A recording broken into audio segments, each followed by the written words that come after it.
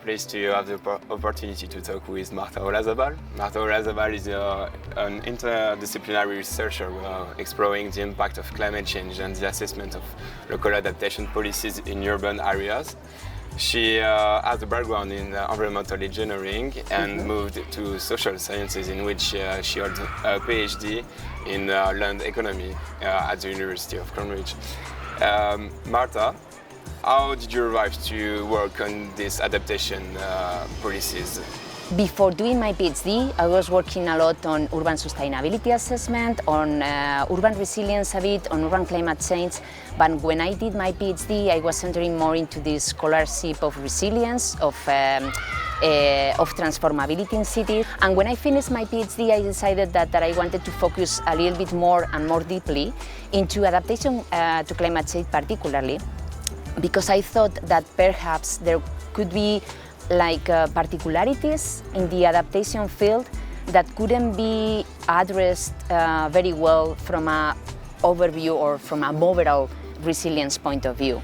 And that's when I started to think more deeply on adaptation to climate change, on how adaptation was being implemented in cities.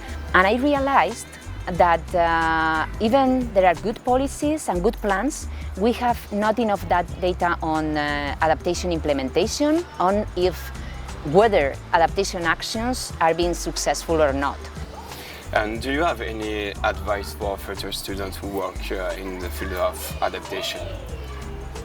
So my two possibly suggestions for students and practitioners and anyone working in this field is on one side